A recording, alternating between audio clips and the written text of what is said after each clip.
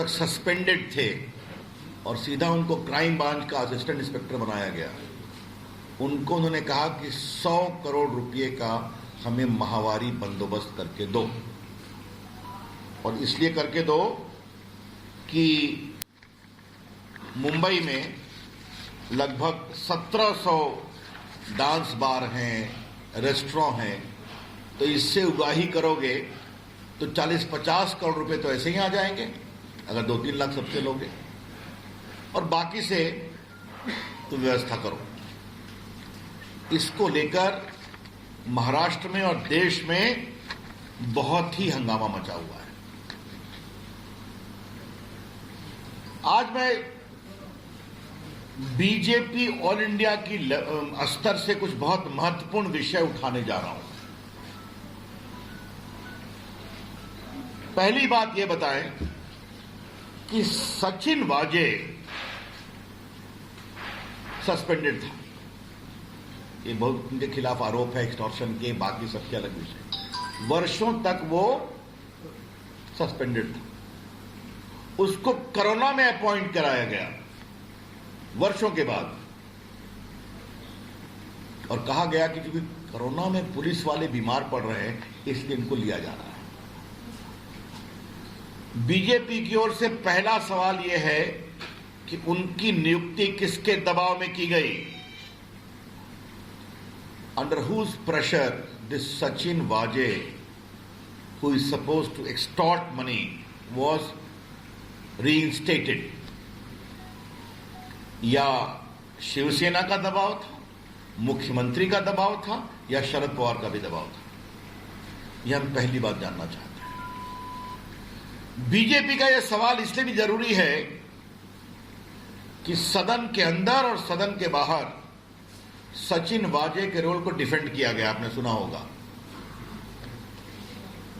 Both the chief minister, their party organ Samna and other NCP leaders have defended the appointment of Sachin Waje.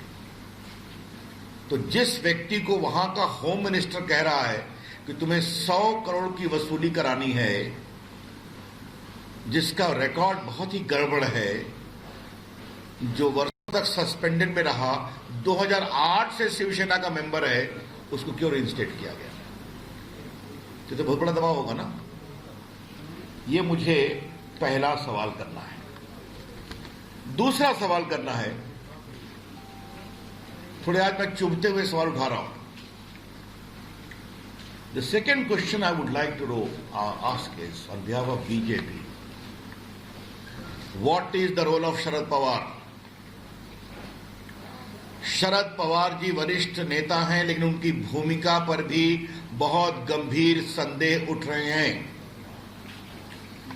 Paramvir ने, x police commissioner ने कहा है कि मैं शरद पवार को भी ब्रीफ करता था। क्या ब्रीफिंग होती थी? शरद पवार तो सरकार के अंग नहीं है, आपको मालूम है। शरद पवार ठीक है, बड़े नेता हैं, लेकिन वो कोई गवर्नमेंट के पार्ट नहीं है। तो एक पुलिस कमिश्नर उनको ब्रीफ कर रहा था, और ये भी ब्रीफ किया कि पैसे मांगे जा रहे थे। तो शरद पवार इतने बड़े नेता, उन्होंने कार्रवाई क्या की? आपको मालूम है ना, 100 करोड़ रुपए का उगाही करना एक्सटॉर्शन होता है। एक्सटॉर्शन एक अपराध है। Extortion is an offence. तो अगर शरद पवार को वो ब्रीफ कर रहे हैं तो दो सवाल उठते हैं। पहला सवाल, किस कैपेसिटी में ब्रीफ कर रहे हैं शरद पवार को, जो कि सरकार के पार्ट नहीं है?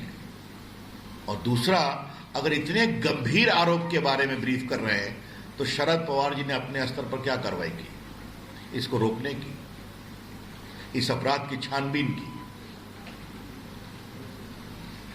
The conspicuous silence of Sharad Pawar after being briefed by the former police commissioner raises a lot of questions.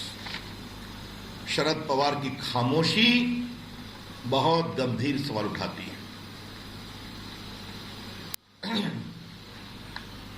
Paramvir police commissioner रहे। मुंबई एक महत्वपूर्ण स्थान है। उन्होंने उद्धव ठाकरे को चिट्ठी लिखी और यह भी कहा कि हम उनको भी बता रहे थे। उद्धव ठाकरे की शांति क्या कहती है? वो मुख्यमंत्री है ना। उद्धव ठाकरे की खामोशी और सदन के अंदर विधानसभा और विधानसभा के बाहर उनका सचिन वाजे को डिफेंड करना, ये और गंभीर सवाल उठाता है। आपको मालूम है पत्रकार मित्रों कि सचिन वाजे की हैसियत क्या है? असिस्टेंट पुलिस इंस्पेक्टर, जिसको क्राइम सीआईडी का इंचार्ज दिया गया। ये भी अपने आप में आश्चर्य है। मतलब एक असिस्टेंट पुलिस इंस्पेक्टर की इतनी कुबत है कि उसको एक तरफ सीएम डिफेंड करता है सदन के अंदर, और होम मिनिस्टर कहता है कि तुम 100 करोड़ रुपया हमें उगाही कर दो। It is indeed a very very serious matter. But a simple assistant inspector of police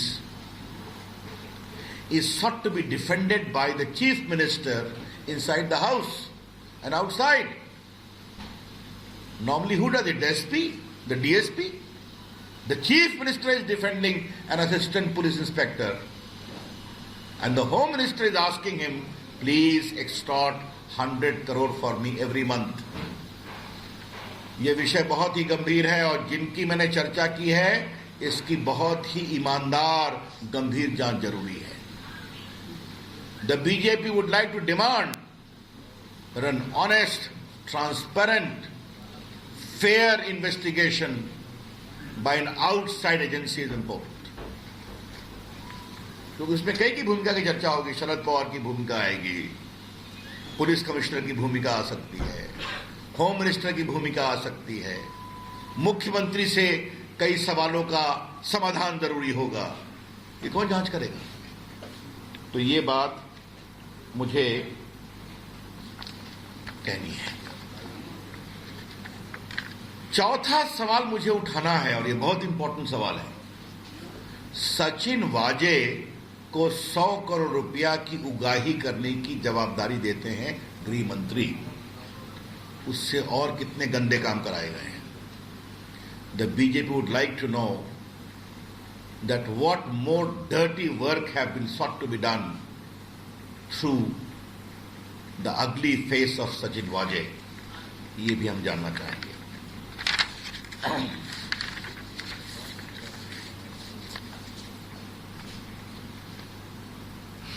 ये बात मैं इसलिए कह रहा हूं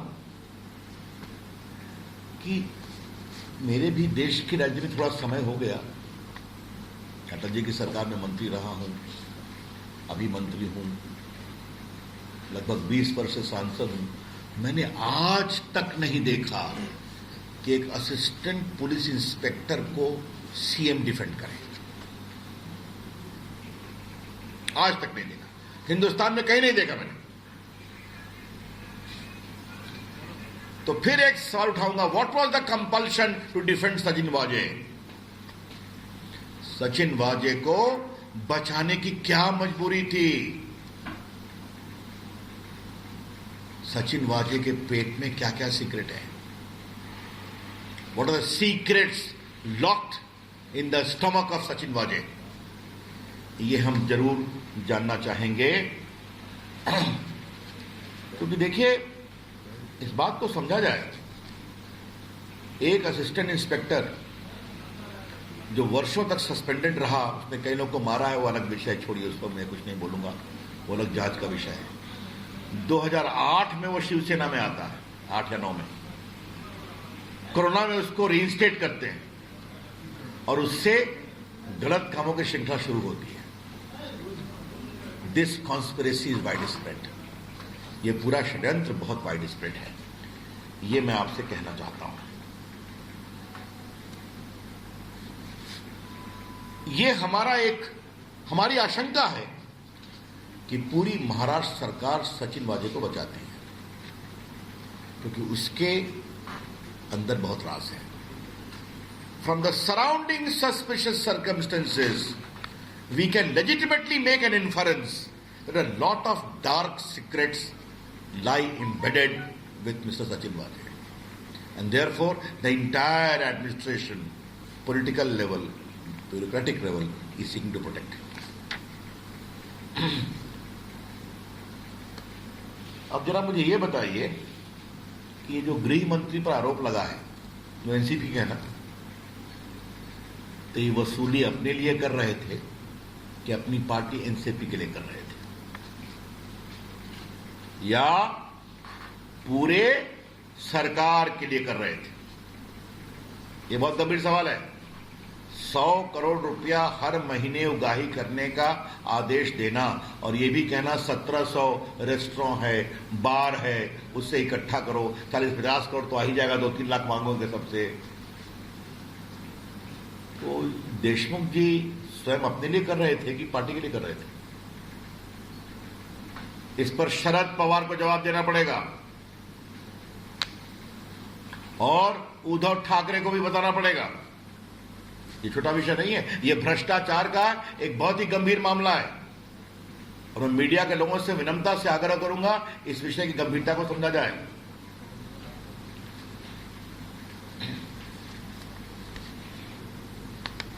इससे एक और बड़ा गंभीर सवाल उठता है।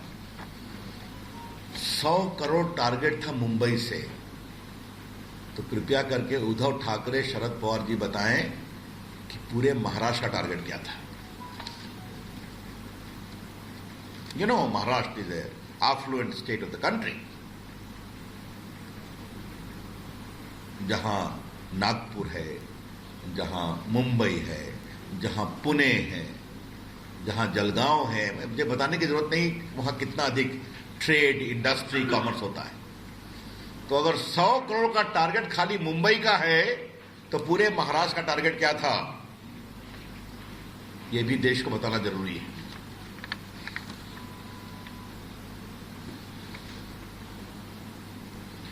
और अगर एक मंत्री का टारगेट यह था तो बाकी मंत्रियों का टारगेट क्या था? If this is the target by the Home Minister, then what was the target by the other ministers? ये लूट की पराकाष्ठा है।